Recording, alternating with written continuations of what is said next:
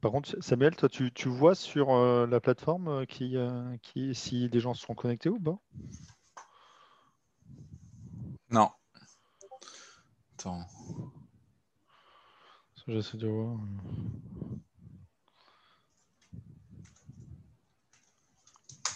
Ah oui, parce que l'événement n'a pas encore commencé, ok. Parce que je vais essayer de suivre du coup sur le téléphone, ça va être.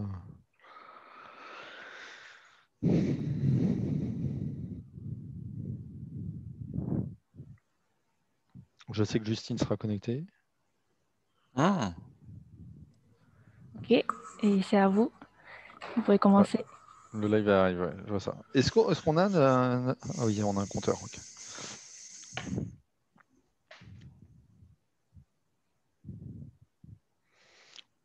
Je vais peut-être attendre quelques minutes que les gens nous rejoignent. Est-ce qu'on a Ah oui, on a un compteur.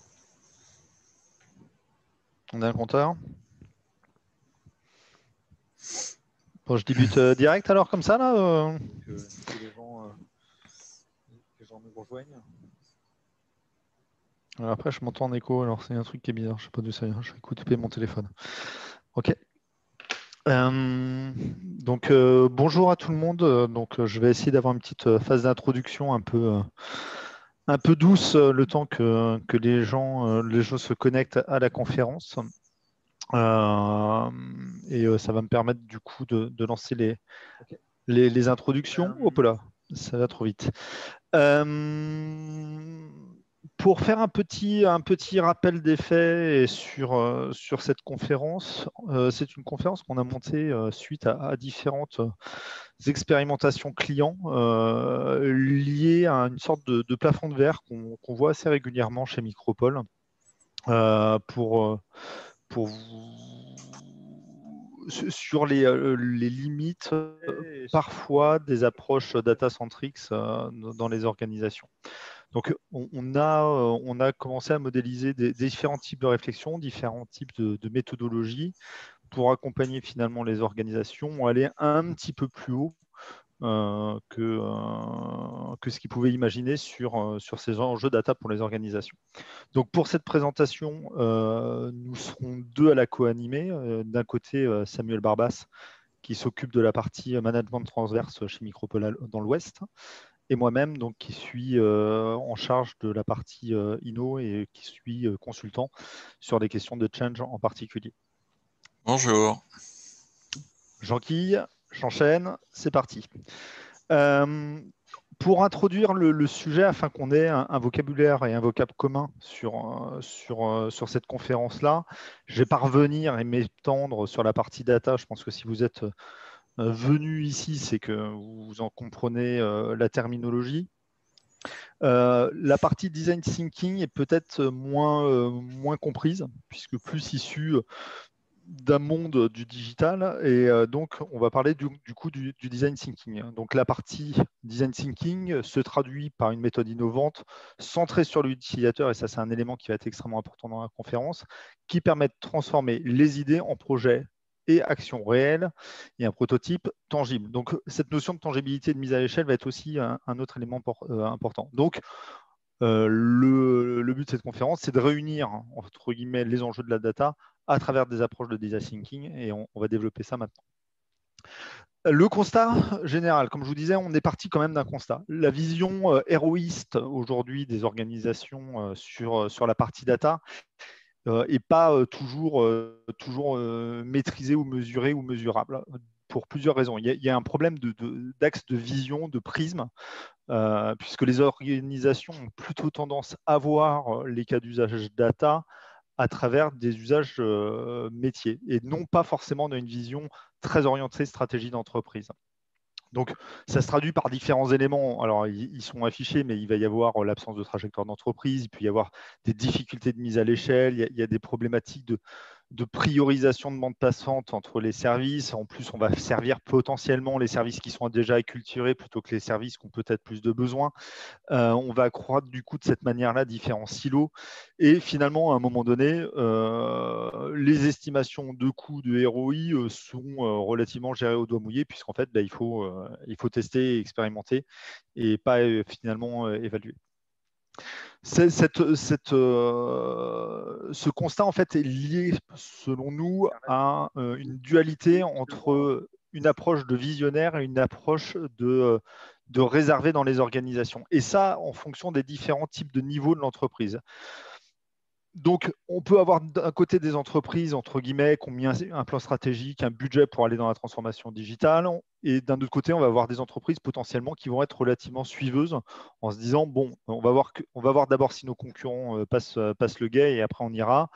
On va avoir cette même itération au niveau des services, donc des services qui vont être capables de mettre les moyens, de décloisonner, d'avoir des approches lab et tout ce qui s'ensuit.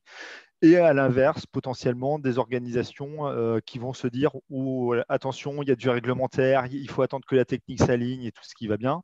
Et après, ça se ressent aussi au niveau des individus. D'une part, il va y avoir des gens qui vont être très moteurs sur ces engagements-là, et à l'inverse, des gens qui vont être en opposition par la peur de changement.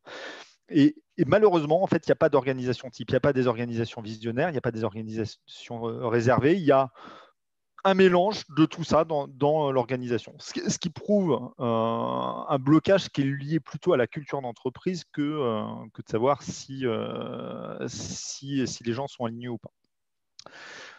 En élément de preuve, pour appuyer le propos, on s'aperçoit qu'il y a quand même une différence de maturité entre les services. On va voir par exemple un marketing très en avance sur la question, puisqu'en fait la question du parcours client où la vision consumer-centrique a été une des vagues hyper importantes dans la transformation numérique du métier du marketing. Et la data a été ultra présente. L'IT, bien évidemment, puisqu'il y a des enjeux de centralisation qui sont monumentaux et des enjeux de scalabilité qui sont extrêmement puissants. Et après, on va avoir des services qui vont être, entre guillemets, un petit peu moins matures, parce qu'un petit peu moins priorisés sur ces questions-là. Et si on regarde un petit peu au-delà des services centraux, on va avoir aussi les métiers. Et les métiers, là, c'est très variable. Entre des structures qui vont être très moteurs, il va y avoir des métiers qui vont être en avance, ou si la culture est plus réservée, on va avoir l'inverse. Les éléments qu'on peut y voir, et je pense que tout le monde va être assez d'accord sur cette partie-là, c'est quand même il y a une résilience de façon globale dans les structures sur les moyens. La notion de référentiel géré dans Excel, on l'a tous en tête. La production de rapports, on évite le papier cette année, mais la vision PDF va être très très bien. Et c'est surtout un truc qui est un petit peu pas conforme aux enjeux data-centriques des organisations, c'est que l'arbre de décision est quand même extrêmement encore aujourd'hui arbitraire. C'est-à-dire qu'on va se baser, entre guillemets, sur des modèles passés, ces modèles passés qui n'ont plus toujours d'éléments tangibles au quotidien, et finalement des clés d'arbitrage qui vont se faire à l'intuition. Donc, si on fait ce constat-là, on peut se poser la question de ce dont ont besoin les organisations. Les organisations ont besoin, première des choses, d'avoir une stratégie cohérente. De sortir du cadre et d'expérimenter au maximum pour pouvoir se faire des réponses. Insuffler et inspirer une culture data dans tous ces étages. Et à un moment donné, cette vision un peu plus gouvernée qui va être aligner les services les uns envers les autres. Donc, au-delà de ça, le but, ce n'était pas de vous faire un constat qui peut être échangeable dessus, c'était de plus vous parler de méthodologie et de partager sur notre hauteur d'expérience sur ce qu'on a essayé de structurer en interne chez Micropole. Donc, on va développer tous ces points-là, mais en fait, on s'est canalisé sur cette règle des 4P pour en faire une règle.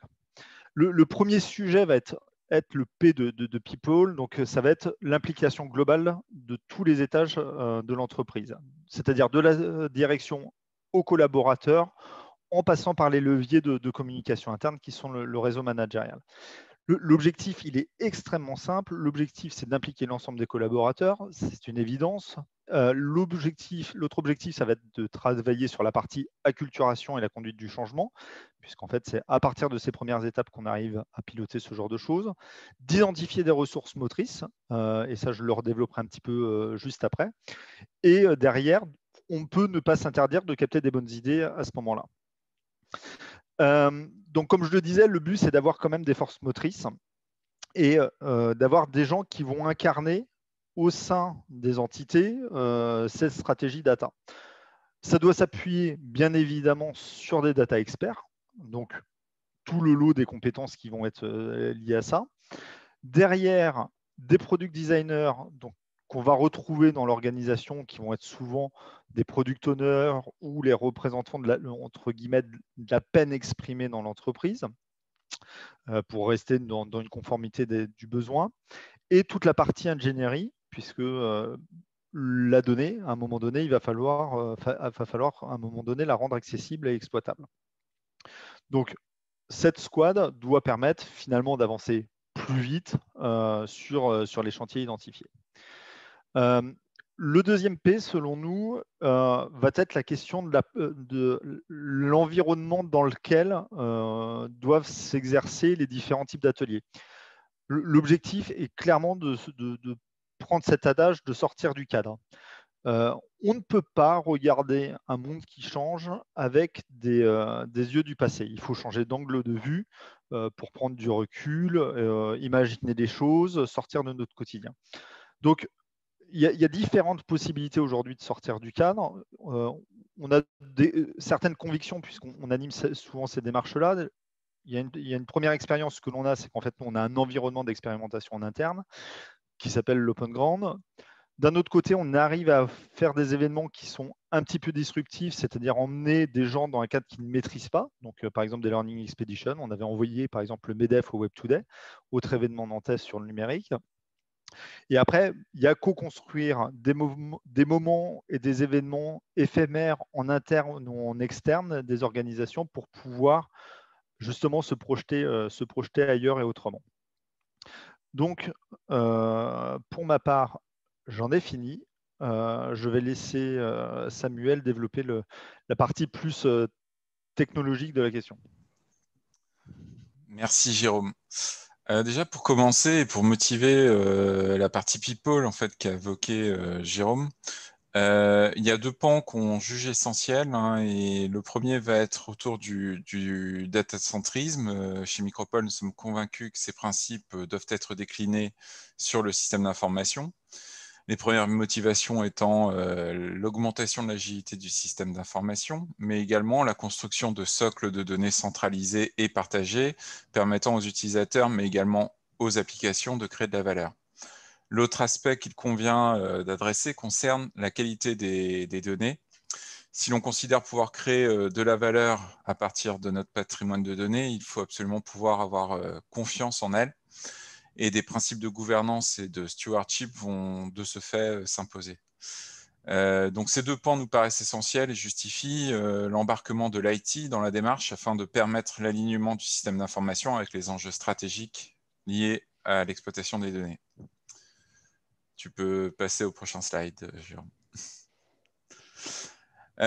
Donc sur la partie process, nous avons tenté de faire converger des méthodologies que nous avons appliquées au travers de nos expériences clients et nous avons essayé de rationaliser ça sur une démarche standard.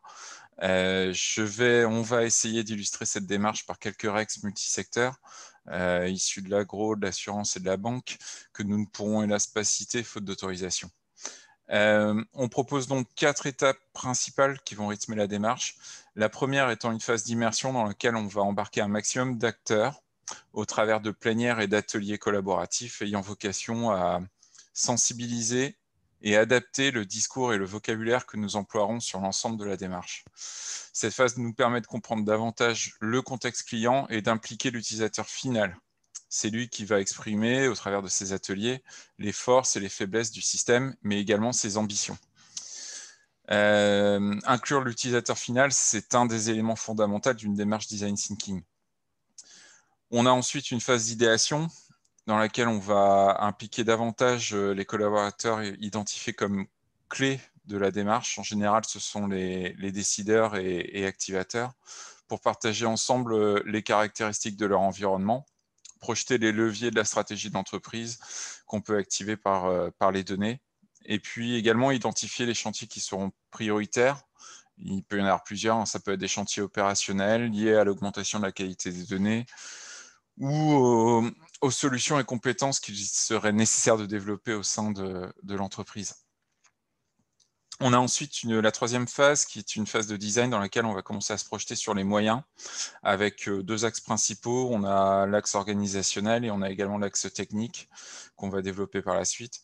Et enfin, pour terminer, on a une phase de change qui permettra d'animer la démarche et de la rendre pérenne dans le temps. Et puis également décliner les orientations qu'on aurait pu prendre lors des phases précédentes. On a également ajouté une phase, alors ce qui est indiqué en violet sur le slide, une phase complémentaire qui va matérialiser la réalisation et le développement de cas d'usage selon les chantiers et les priorités qui auront été identifiés. Tu peux enchaîner, ouais. Sur la phase immersion, comme on l'a évoqué précédemment, l'enjeu, c'est d'embarquer le maximum de personnes qu'on va réunir autour de plénière. L'objectif, c'est vraiment de drainer très large pour que cette démarche s'inscrive vraiment dans les enjeux et dans les têtes des collaborateurs.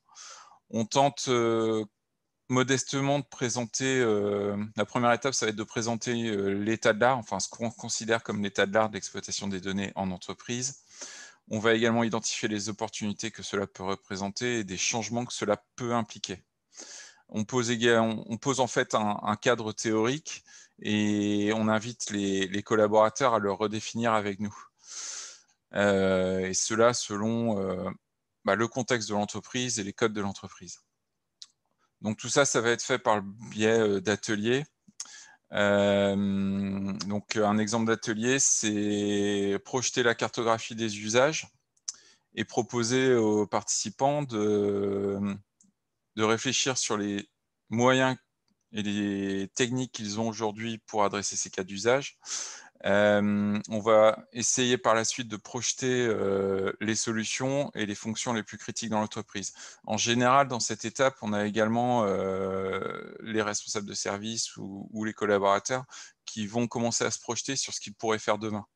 C'est pas rare de voir des collaborateurs soit qui sont uniquement cantonnés au reporting d'entreprise, se poser la question de demain si je pouvais faire un peu plus d'exploration dans mes données, ou pourquoi pas basculer directement sur de la simulation simple ou complexe.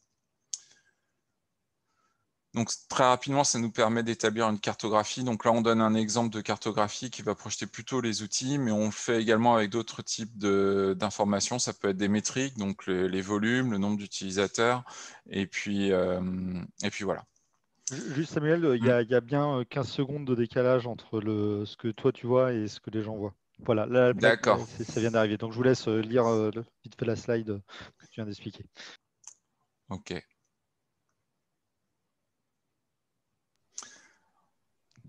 J'attends 15 secondes ou... Ouais, tu peux y aller maintenant. Ok. L'autre travail également qu'on va faire, c'est essayer de projeter les caractéristiques. Donc on a un catalogue de caractéristiques qu'on a défini et qu'on réutilise régulièrement. Il n'est pas rare également qu'on requalifie certaines caractéristiques par rapport au vocabulaire et au code de l'entreprise. Et ensuite, tu peux basculer sur le slide suivant. Je vais attendre 15 secondes du coup. Et ensuite, on essaye de croiser ça avec, là par exemple, on avait essayé de croiser ces caractéristiques avec les usages, les types d'usages adressés dans les différents services. Et par le biais d'ateliers collaboratifs, on laissait un temps de réflexion aux collaborateurs. Ils essayaient d'exprimer les forces et faiblesses de chaque type d'usage dans leur service et ils essayaient ensuite de les projeter et on partageait ensemble les conclusions de chacun. On adosse à cette approche, enfin, étude, on va dire qualitative, puisque ça s'appuie surtout sur de l'échange et des interviews. On adosse également des études plutôt, on va qualifier ça de quantitatif, hein, même si bon, en général, on n'adresse pas non plus un volume très conséquent d'utilisateurs, mais on essaye de drainer assez large, et donc on utilise des formulaires afin de permettre à des collaborateurs de s'exprimer à froid sur l'évaluation de leur patrimoine SI autour des différentes caractéristiques qu'on avait définies. Donc, très souvent, on a également des collaborateurs qui sont assez prolixes sur les commentaires qu'ils peuvent ajouter à chaque caractéristique. La phase d'idéation, donc là, on va resserrer légèrement le périmètre des acteurs. On va débuter par un partage des conclusions de la phase précédente et donner une perspective sur les priorités qui ont été exprimées par les collaborateurs. On essaye d'aligner dans cette phase toutes les directions, qu'elles soient métier ou IT, sur l'état des lieux, mais également sur les enjeux stratégiques que les données pourraient renforcer. Donc, on utilise des différents outils. Donc, par exemple, on a appliqué des formats originaux pour des tours de table. Donc là, ici, c'était les directeurs des différents domaines qui, pour se présenter, jouaient l'exercice de la tour, pour ceux qui connaissent. Donc, l'idée, c'est de construire une tour qui se représente en 2-3 minutes, et puis ensuite, avoir 2-3 minutes chacun pour pouvoir présenter sa tour. Ensuite, on a également réalisé des ateliers qui permettaient en fait de poser l'état des lieux avec les directeurs et collaborateurs clés. À gauche, on avait un exemple avec un utilisateur qui pouvait exploiter un certain nombre de données, plutôt sur la gauche, et qui se retrouvait confronté à un mur dès lors qu'il voulait accéder aux données de son système d'information opérationnel. Alors, on ne le voit pas bien, mais il y avait également des fenêtres dans ce mur qui matérialisaient les carnets d'adresses, les outils spécifiques qui étaient mis en place pour permettre d'accéder aux données dans les applications sources, et ainsi de suite. Et à droite, on avait une autre perspective qui avait été donnée par le marketing et qui était de pouvoir exploiter des données internes, mais également externes. D'où cette ligne de démarcation qu'on avait entre les deux, avec des acteurs qui étaient représentés et orientés en fonction de leur intérêt sur des données internes ou externes. Ce qui est à noter, c'est qu'on a toujours, dans chaque représentation, on a toujours un personnage Lego qui est représenté. Là également, sur un autre atelier, un autre exercice qui était de représenter le système idéal. Donc là, c'est pareil, en groupe de travail, chacun avait essayé de matérialiser physiquement à quoi pouvait correspondre le système idéal. Tu peux enchaîner, Jérôme. Autre exercice que nous avions réalisé, là plutôt en mode World Café, qui était plutôt adapté par rapport au public que nous avions. L'idée, c'était de prendre les piliers de la stratégie tels qu'ils avaient été exprimés par la direction, donc il y en avait 3 sur ce compte, et essayer de projeter sur chacun de ces piliers en quoi une stratégie data-driven pouvait renforcer chacun de ces piliers. Et donc, par équipe, en tournant sur chacun de ces piliers, chaque collaborateur échangeait et projetait quels étaient les enjeux data, proposait des cas d'usage et identifiait les moyens et les freins. Et donc ça nous a permis, alors ça a évolué depuis, hein, mais de projeter une synthèse en fait des enjeux, des usages, des moyens et des freins dans les différents chantiers qui allaient être réalisés. Tu peux enchaîner. Sur la phase de design, là, on va commencer à dessiner les moyens, donc qu'ils soient techniques ou organisationnels. Donc là, on va peut-être plus se concentrer sur la partie... si on définit également la trajectoire, ici, on avait défini une trajectoire en 3 étapes.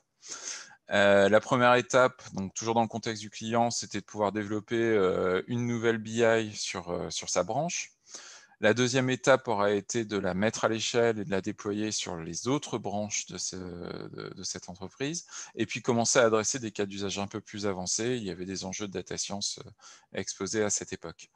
Et puis la dernière étape était de pouvoir étendre, là c'est pareil, je ne vais pas m'étendre sur le contexte du compte, mais de pouvoir étendre sur l'ensemble du groupe. Pareil, toujours sur la partie technique, on avait également étudié l'infrastructure, la question de savoir si on devait monter un nouveau socle, sur quelle plateforme on allait l'héberger. Et donc, on avait mené une étude avec les différentes équipes concernées, à savoir est-ce qu'on restait on-premise ou on basculait sur le cloud, avec un sujet d'acculturation des équipes, notamment côté IT. Et puis, on commence également à projeter l'architecture logicielle. Et là encore, on a toujours des chantiers prioritaires identifiés qui vont guider nos orientations techniques. Mais on n'oublie pas non plus tout ce qu'on a pu réaliser sur les étapes précédentes. Et les propositions qu'on peut établir sont censées pouvoir passer à l'échelle sur l'ensemble des services. Merci. Et je reprends le micro de parole. Tout à fait. Donc, l'idée est la suivante, c'est qu'une fois qu'on a finalement dessiné, designé toute la partie solution, besoin, produit, la question, comme on le disait en introduction, ça va être aussi d'embarquer les gens dans tous les étages. Donc là, en fait, on va rentrer dans une phase qui va être un petit peu différente, puisqu'en fait, elle va être très, très liée à la courbe de maturité qu'on va avoir dans les organisations. Si on reprend juste le schéma que j'ai expliqué tout à l'heure sur la maturité de l'entreprise, des services et des individus, il y a un vrai enjeu à pouvoir embarquer tout le monde sur ces questions-là. Et là, l'avantage dans la partie conduite finalement du changement, c'est qu'en fonction des différentes maturités, on va devoir faire appel finalement à des services tiers qui ne vont pas être forcément dans la production ou dans l'usage du sujet, mais bien plus pour amener la stratégie d'entreprise dans une réalité. Alors, je sais qu'il y a un décalage juste monstre, donc je commente en même temps, mais on va avoir sur cette partie du changement et de l'acceptation, en fait, il va y avoir une première étape, c'est de se dire les gens sont convaincus. Et donc, ça se passe bien avec ce public-là. Pour autant, ce n'est pas parce qu'ils sont convaincus et qu'ils adhèrent finalement à la stratégie d'entreprise qu'ils ont toutes les clés de la réussite. Donc, cette première étape va être plus une question de mise en œuvre de moyens. C'est-à-dire que est-ce que la structure a besoin d'un data lab? Est-ce que pour produire les sujets, il y a besoin de budget? Est-ce qu'il y a besoin de temps? Comment on s'extrapole de ce quotidien pour pouvoir aller sur un chantier prioritaire stratégique au-delà du quotidien? Il va y avoir une nécessité malgré tout d'animer une gouvernance projet qui va être centrale, puisque si on ne veut pas retomber finalement dans un travers de gérer du cas d'usage, mais seulement du cas d'usage métier et centré finalement sur un besoin métier, et qu'on veut bien l'intégrer dans une stratégie d'entreprise, il est nécessaire d'avoir une gouvernance extrêmement puissante sur ces sujets-là. Et il va y avoir aussi des questions sur redéfinir finalement la fiche de poste du collaborateur sur certaines étapes. Comme on le disait, on peut avoir une core team qui va être qui va devoir être moteur, agile et tout ce qui s'ensuit. Donc, du coup, il va falloir peut-être redéfinir certains parcours collaborateurs pour qu'ils s'intègrent finalement dans la bonne direction ou qu'ils soient légitimes dans cette direction-là.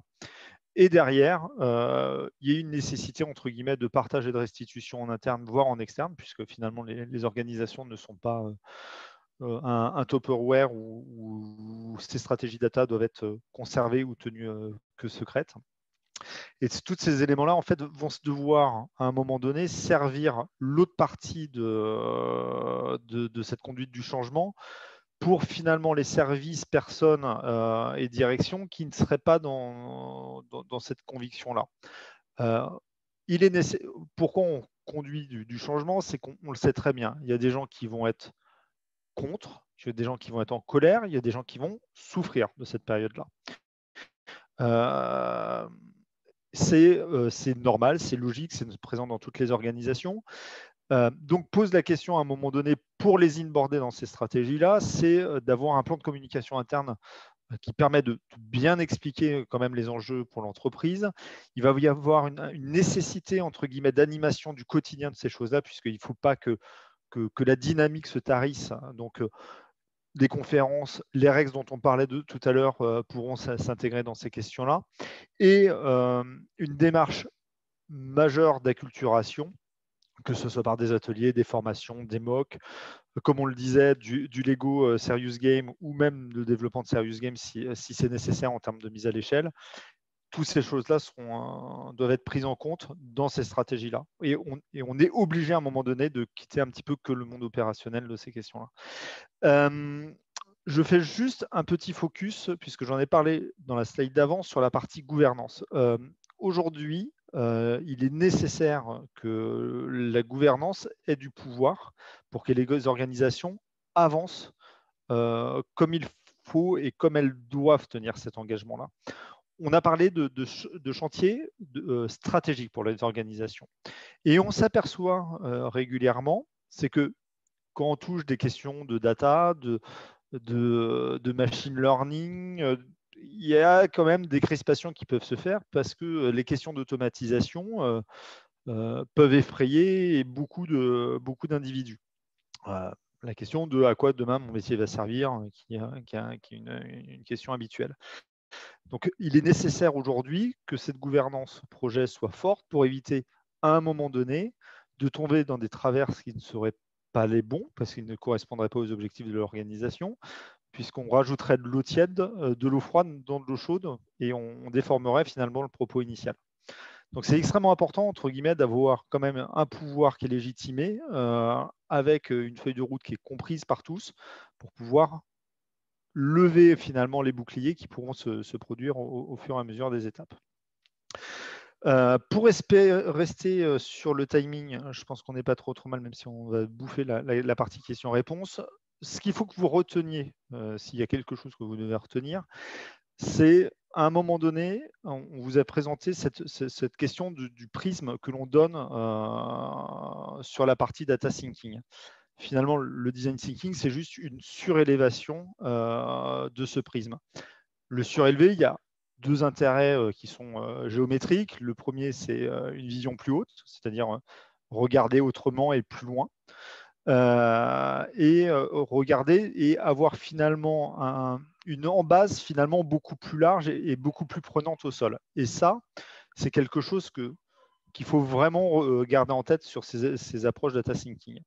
Donc, en 4 mots, ça va tirer finalement l'implication des collaborateurs pour que la transition se fasse. L'élévation, ça va permettre non plus d'être sur des visions cas d'usage, mais sur des visions enjeux stratégiques. J'ai eu une discussion assez intéressante cette semaine d'ailleurs avec une startup qui avait une bonne vision sur les approches data qu'elle pouvait en proposer, mais à un moment donné, si on poussait un petit peu plus haut la pyramide, finalement, on répondait à l'enjeu qu'elle pouvait décrire, mais en plus, on générait une puissance de ROI qui était non commensurable par rapport au projet initial. Donc ça, c'est des choses qui sont extrêmement importantes, la partie élévation. Et derrière, on va tirer sur la question du décloisonnement, puisque si les gens voient l'enjeu de s'élever, le décloisonnement va être beaucoup plus naturel. Et comme j'en parlais sur la partie conduite du change, il faut que ça s'inscrive dans une stratégie d'entreprise forte, connue et respectée, avec les autorisations pour pouvoir lancer tous les challenges et les défis. Donc, pour notre part, nous avons terminé. Nous n'avons pas trop dépassé le temps d'une minute. Donc, on est disponible, Samuel comme moi, pour répondre à vos questions en live, hein, puisque je crois qu'elles sont visibles. Sinon, nos adresses email sont présentes. Si vous souhaitez la présentation, qu'on réintervienne, vous présenter les choses. Alors, je ne vois pas de questions. Perso, j'en ai pas vu. Attends, toc. Oui, je ne vois pas la question non plus. Si les spectateurs souhaitent poser vos questions, vous pouvez cliquer sur le bouton en bas de votre écran, en bas de la page Imagina. Et vous pouvez cliquer participer pour poser votre question.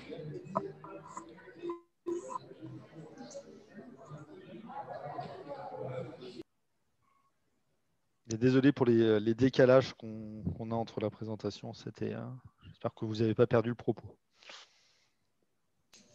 Non, le décalage de 15 secondes, c'est plutôt normal. J'ai cru voir sur mon téléphone. Non.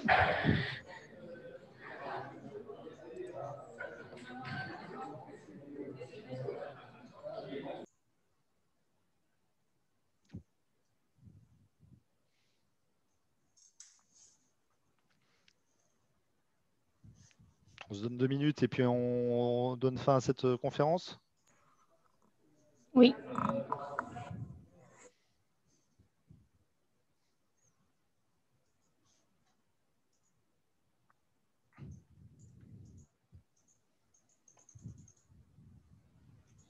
minutes et puis on donne fin à cette conférence. Oui. Ah, mais en fait, le décalage, il est aussi avec le son, en fait.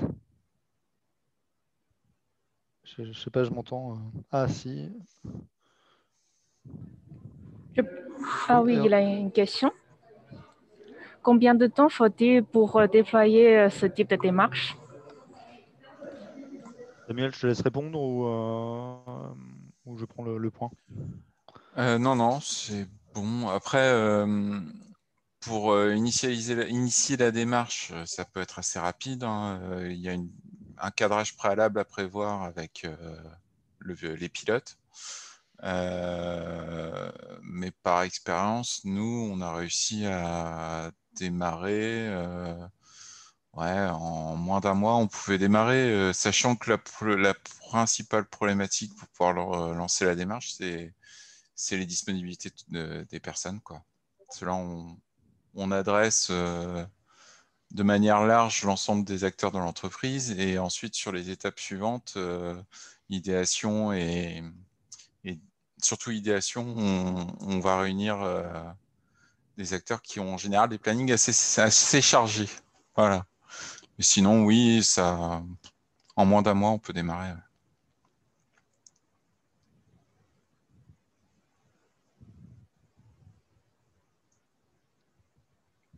Bon, ben c'est parfait. On regarde s'il y a une dernière question ou pas. On clôture? Ouais, on pourrait faire ça, s'il n'y a pas d'autres questions. Merci beaucoup. Merci beaucoup, merci à vous, merci d'avoir participé. Merci Merci. beaucoup, au revoir. Au revoir. Merci, au revoir.